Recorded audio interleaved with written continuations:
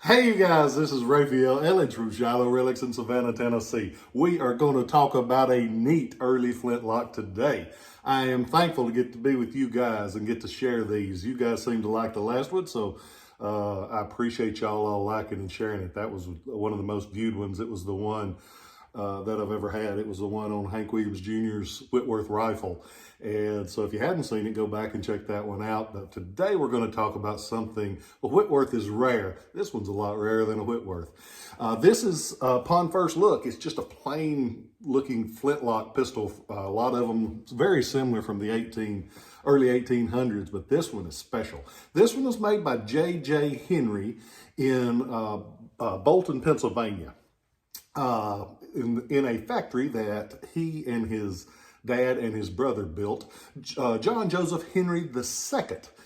This cat, not only such a snappy looking dresser that looks a little bit, look at him, looks a little bit constipated, but we're going to let him slide on that. He probably had a bad day.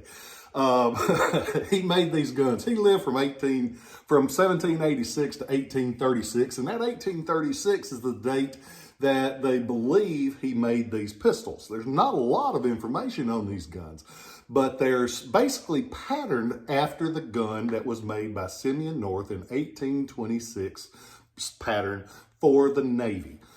This one is very similar to that. It's 13 and a half inches overall with an 8.5 inch barrel. Fires a 54 caliber smooth ball from the 8.5 inch barrel. The gun is very similar to that Simeon North, except for a few differences.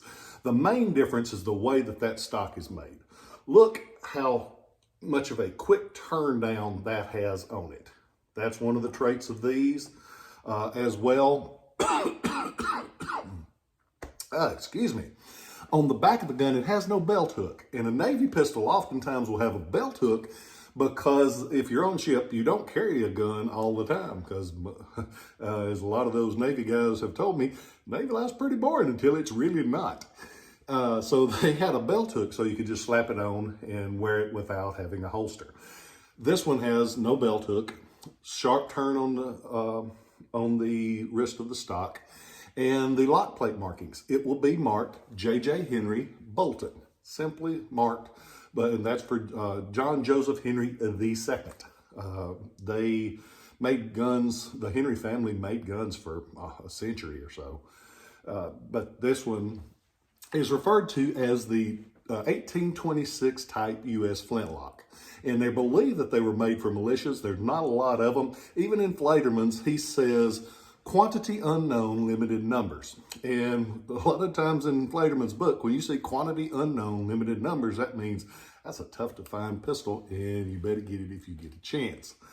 This one is really pretty. It's in the original flintlock configuration. A lot of these were converted later on so they could use a percussion cap instead of that flint, because it was a lot more space-aged at the time. But this one's a really pretty one, original for configuration. And it has provenance. Fancy word, provenance.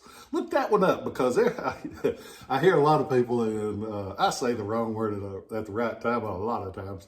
I'll hear them say, it's got provenance. No, it doesn't. It's got provenance. And the difference is, provenance, the definition, is the place of origin or the earliest known history of something. And so it's not Providence. That's in Rhode Island. It's a neat town if you ever get a chance to get there. It's fun. This one we have provenance back to 1939 because it was in this book. This is one of the first books that was really helpful to collectors, because Major Atticai Gluckman in 1939 did this book, and it's entitled U.S. Martial Pistols and Revolvers.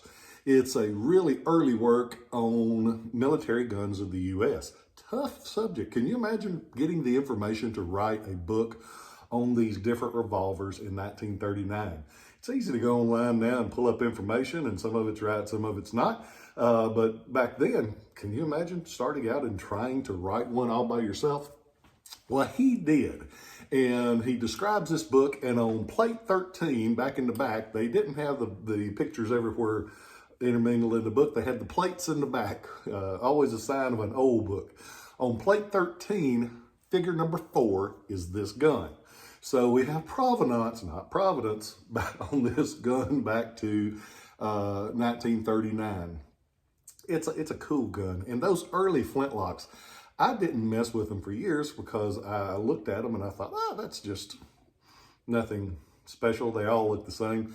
They do not. If you take just a little bit of time and start looking at those Flintlocks, there's a lot of cool variations. There's so many kinds, and that American, foreign, British.